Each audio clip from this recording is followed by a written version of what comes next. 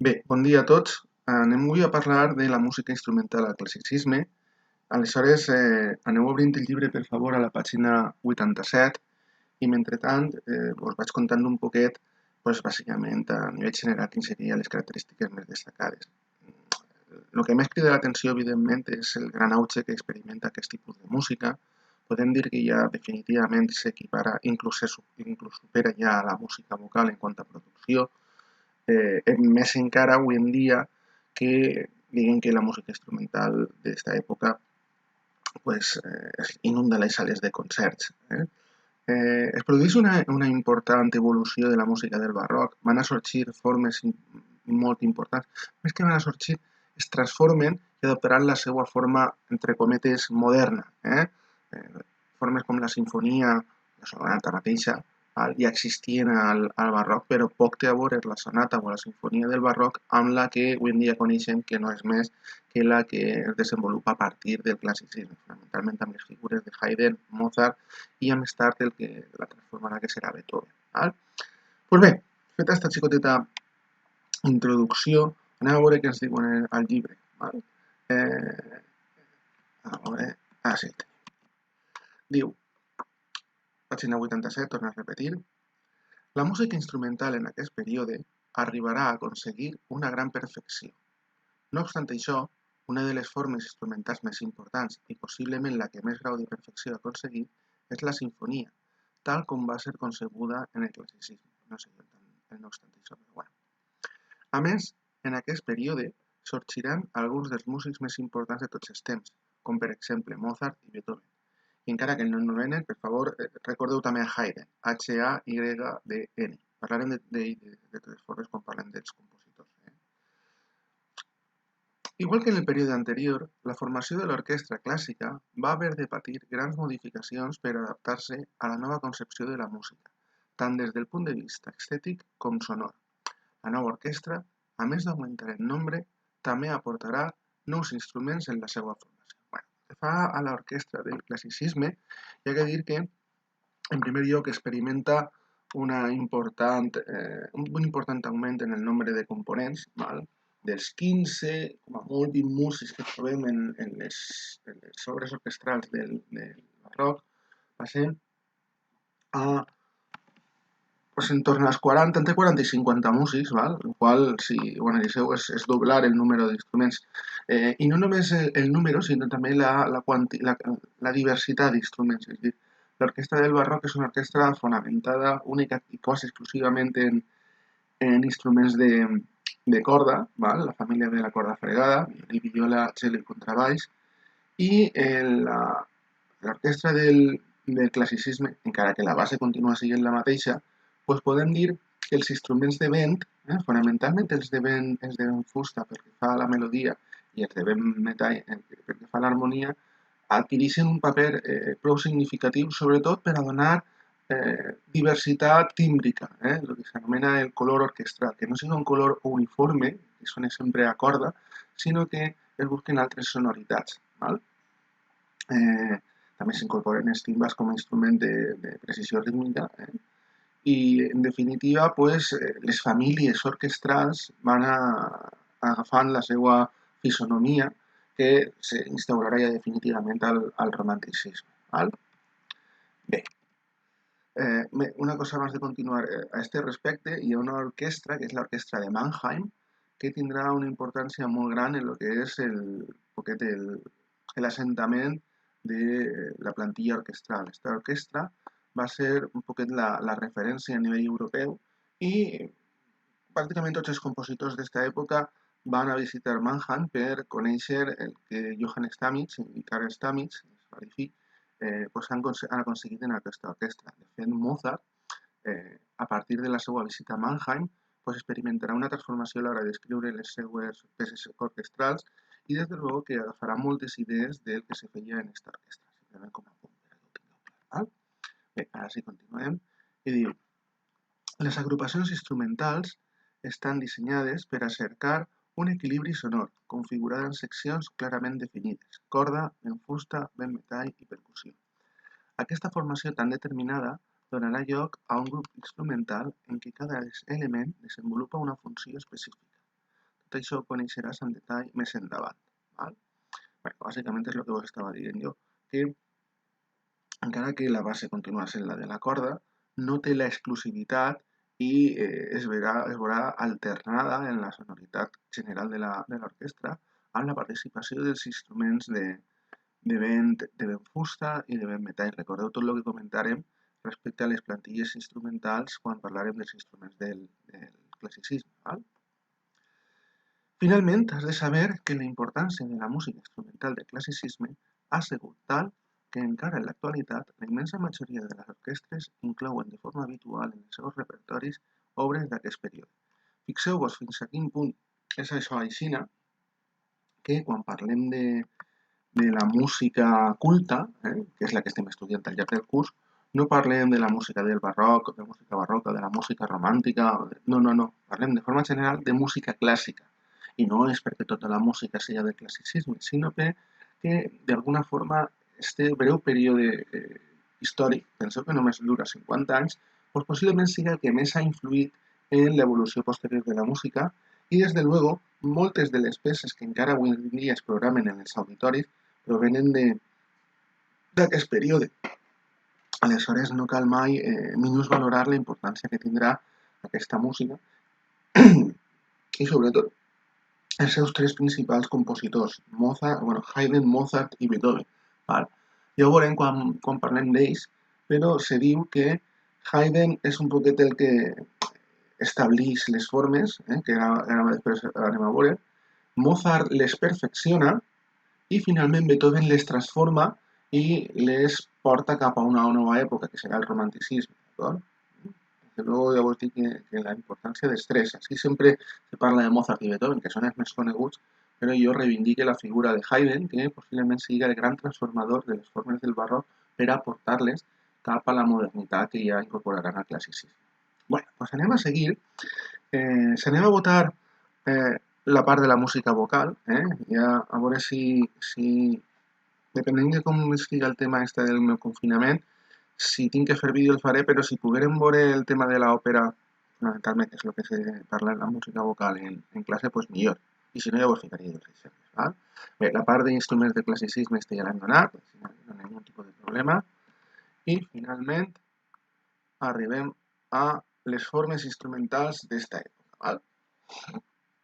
Bé, doncs diguem que de forma genèrica anem a tindre una forma que és heretada, que es manté pràcticament sense grans canvis respecte a la del barroc, únicament incorporant l'estructura de la forma sonata que després parlarem, que és el concert, d'acord? El concert per a solista, és veritat que del concerto grosso pràcticament no queda res en aquesta època, val? I després anem a parlar de formes que d'alguna forma són noves. No noves en quant al nom, val? Però sí noves en quant a la concepció, perquè molt poc té a veure la sinfonia del barroc o les poquetes formes que s'anomenen sinfonia del barroc amb el que serà la sinfonia clàssica, que és la que coneguem avui en dia, i el mateix passa amb la sonata i amb el quartet de corda, que són les altres dues formes de les quals anem a parlar. ¿Vale? Bueno, el concert. Diu així que l'anomenat concerto grosso del barroc desapareix i agafen importància els concerts per a instruments solistes, que consisteixen en la interpretació d'una obra on un instrument realitza el paper principal acompanyat per l'orquestra. Exactament igual que passava al barroc amb els concerts per a solista, que ja que dit, tot siga dit, que ja al finals del barroc doncs, pràcticament són els únics que queden, és a dir, el concerto grosso ja en l'última època del barroc doncs, pràcticament ha perdut tota la seva importància i el que està de moda és el concert per a solista, que és la forma que continuarà al classicisme. Val? L'instrument per al qual més concerts s'escrivien era el pianoforte, recordeu, aquest instrument de moda que s'inventa a principis del segle però que és en el classicisme quan comença a adquirir tota la seva importància. Val? Fonamentalment perquè era un instrument nou i els compositors solien ser grans virtuosos d'aquest instrument, per la qual cosa la majoria de vegades eren ells mateixos qui actuaven com a solistes dels seus propis concerts. És a dir, així tenim que ja des de el barroc i possiblement potser inclús en el Renaixement, normalment l'instrument de referència per a poder composar és l'instrument de teclat, bé sigui la clavecí en l'època barroca bé siga el pianoforte en aquesta època. Aleshores, qualsevol compositor doncs, normalment va tenir un domini prou gran de l'instrument del pianoforte. Què passa? Que si ells, d'alguna forma, aquesta capacitat que tenen per a tocar l'instrument l'aprofiten també com a intèrprets, doncs al final acaben guanyant diners per dos vies. Primera, per la via compositiva i segon, per la via interpretativa. Fins i tot diria una tercera via, perquè moltes vegades eren ells els que d'alguna forma controlaven l'orquestra des del mateix teclat on estaven fent el solo i per tant eren intèrprets, compositors i directors. Val? És una cosa molt habitual en aquesta època i jo crec que és per això per la qual cosa hi ha tants concerts per a piano en comparació a altres instruments. També és veritat que, com dic així, és un instrument que s'ha ficat de moda entre els oients i hi ha molta demanda de peces per a piano, no només de peces de cambra, sinó també de peces orquestrals, en aquest cas de concerts per a piano. Val? Bé, en quant a la sinfonia, diu així que la sinfonia és una gran forma musical composta específicament per a l'orquestra i conreada fonamentalment en aquest període i el posterior, el romanticisme. Jo diria més, perquè al segle XX també s'han escrit moltes sinfonies. Sí que és cert que no són tan nombroses com les del classicisme i les del romanticisme, però bueno, no ho oblidem. Diu que consta de 4 parts, també anomenades moviments. A aquest respecte, ara després parlarem dels moviments que té el concert, la sinfonia, la música de cambra, i quan parlem de música de cambra sempre parlarem tant de la sonata, a veure si anomenem per així la sonata, no, però hauríem d'haver-la anomenat, ara després l'anomenarem, com el quartet de corda. Val? Bueno, estem en la sinfonia i hem dit que tenia 4 moviments. El primer, que té un tempo ràpid, allegro, i la seva estructura és de forma sonata. Ara després comentarem tot això. Podem dir que és el moviment més important de tota la sinfonia, tant en importància estructural com en importància en quant a duració. Moltes vegades aquest primer moviment, no vaig a dir que dura la meitat de la sinfonia, però un terç tranquil·lament, sense problemes. Val? El segon moviment és de tempo lent. Recordem el que comentàrem en el barroc del gust per el contrast. Pues bueno, aquest gust per el contrast es manté. Val? Després apareix un tercer moviment que podríem dir que és la novetat. Val? És una dansa d'origen francès i de caràcter refinat que es denomina minueto. Val? Diguem que podríem dir que és una reminiscència de la forma que anomenàvem suite de danses en el barroc, que desapareix en quant a composicions, però sí que és veritat que aquesta dansa, la del minueto, possiblement per el seu caràcter que no és ni ràpid ni lent, possiblement per la seva elegància, possiblement perquè estiguera de moda, no sé molt bé per què, però ben cert és que va ser la que s'adopte com a moviment de dansa des de lo que seria la sinfonia. Dins de la sinfonia i també dins del quartet de Fesofore. Val? I finalment tenim un quart moviment, que és un tempo viu i enèrgic, que podem dir que serveix per acabar la peça. Val? Diguem que si agafem l'estructura del concert, que és la mateixa que es mantenia en el concert per solista del barroc, en aquesta estructura tenim només 3 moviments, el moviment ràpid, el moviment lento i després un moviment ràpid final, val? Pues l'única cosa que s'afegeix és aquest tercer moviment. Bé, finalment parla de la música de cambra i diu que la música de cambra és música escrita per a un nombre reduït d'instruments, com ja sabíem. La música de cambra és la mateixa que es feia al barroc. Torne a repetir que avui en dia potser no té tanta importància per al gran públic, però en aquella època en la que si no volia gaudir de la música tenia que pagar una entrada, doncs evidentment el fet de que hi hagueren menys instrumentistes als quals pagar abaratia el cost i, per tant, era prou popular la música de cambra en aquella època. Sobretot en els ambients cortesans. I clar, si n'hi ha molta gent en un teatre, doncs potser el cost de l'entrada se pot reduir, però si el gasto de pagar als músics el té que fer el senyor, doncs el senyor, lògicament, no va tindre a massa músics a la seva disposició. Així que en la majoria de casos el que es feia era tindre una agrupació de cambra per a la qual els compositors de la capella pues, escrivien les peces que feien falta. Val?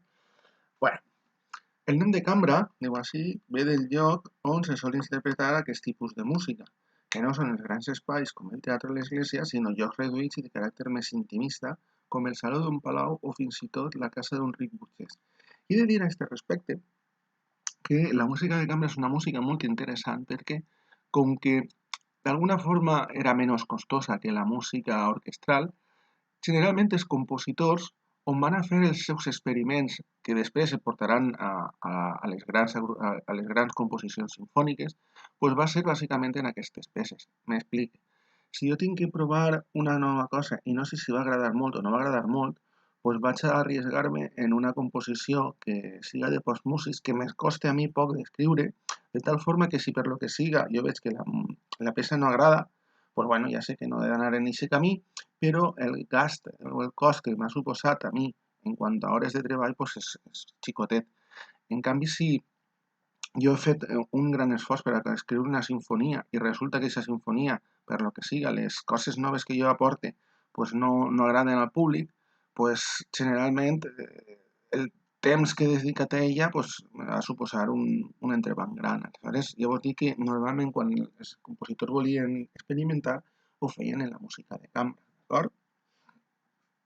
Bé, el grup de cambra que més agrada és el quartet de corda, recordeu aquest nom, quartet de corda, quartet perquè són 4 instruments, violí primer, violí segon, viola i violoncel·lo, encara que es troben formacions de qualsevol tipus, des de 2 persones, que seria un duo, 3, que seria un trio, i més quintet, sextet, septet, el nombre seria pràcticament infinit. És veritat que quan ja assolim un grup pues, semblant als 10-15 músics, pues ja podem començar a parlar d'obres per a eh, agrupacions més grans, per el que seria una orquestra de cambra, sobretot a partir de 15 músics. Val? Bueno, i en quant al número d'instruments, poden ser tant de corda com de vent, encara que ja vos dic jo que tenen molta més preponderància les composicions per a instruments de corda que no les de vent. D'acord?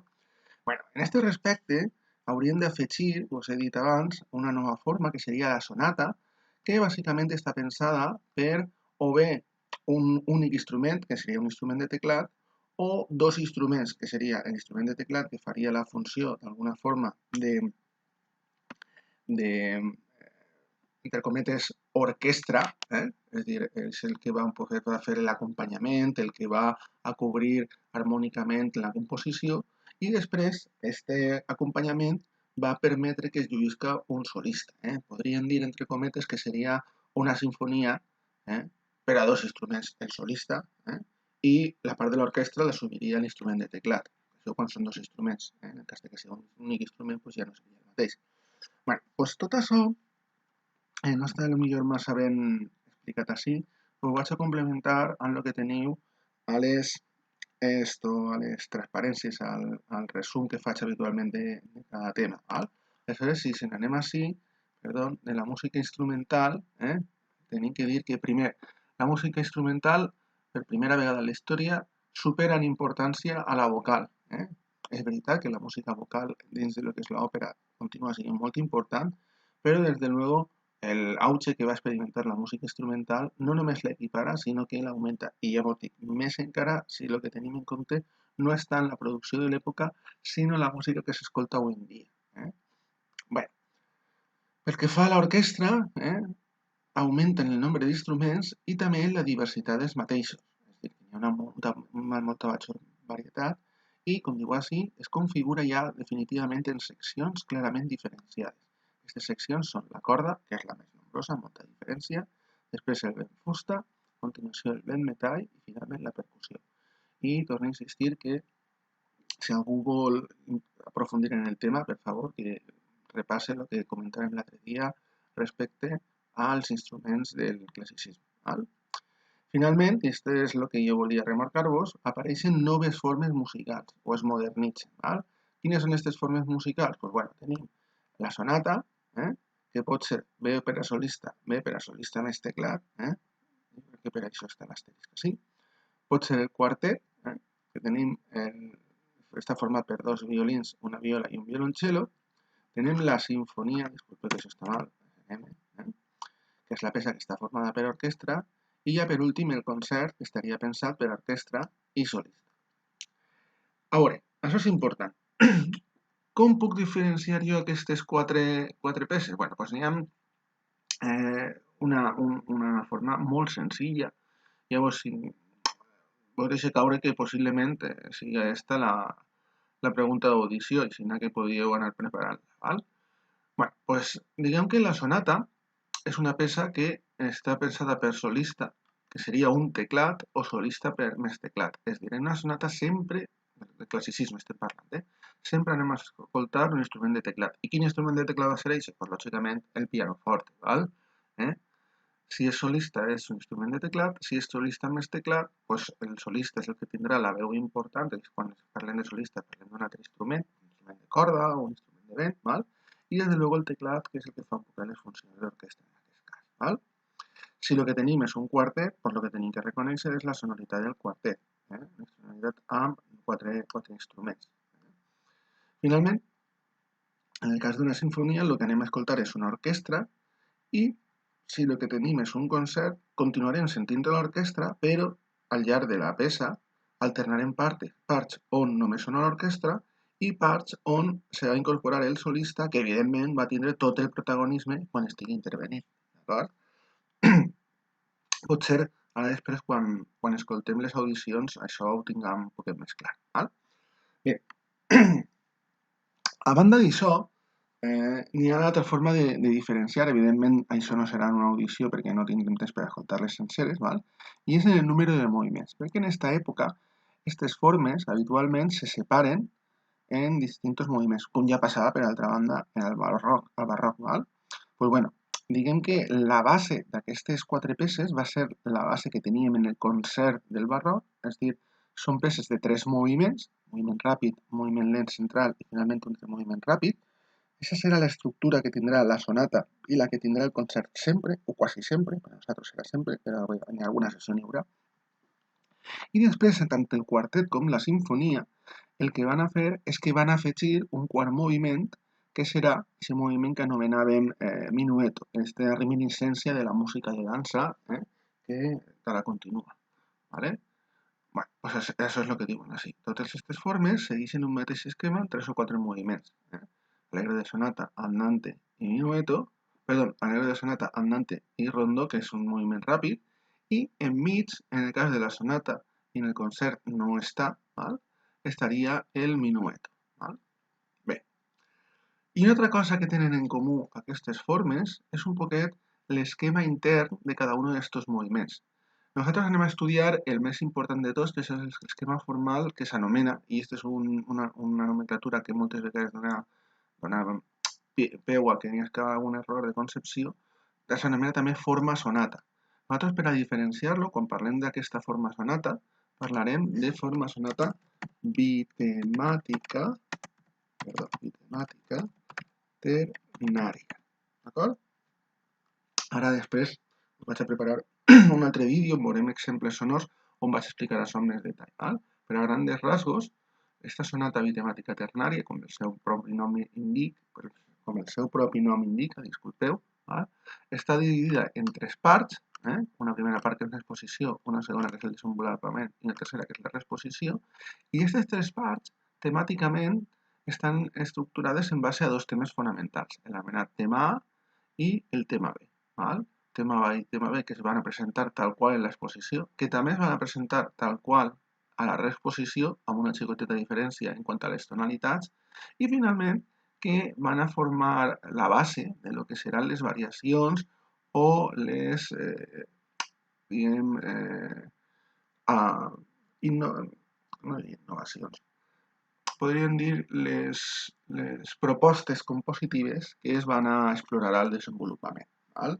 Encara que puguen aparèixer així alguns temes addicionals, els temes bàsics sobre els quals se construiran aquestes variacions o aquestes improvisacions, com vulgueu dir-li, van a ser els temes A i B. D'acord? De totes formes, tot això ho hem d'explicar amb un poquet més de detall en una que vaig a preparar. No sé com estarà la cosa de temps, perquè ja portem un poquet de temps i l'altre vídeo és un poquet més extenso, però jo el que vaig a fer és que vaig a tallar així aquest vídeo i ja després vegeu l'altre vídeo que seria l'explicació de tot això amb audicions, que és jo crec que la part més interessant de tot això. ¿Vale? Pues res, vos deixo així i espero veure-vos pronte. Un abraç.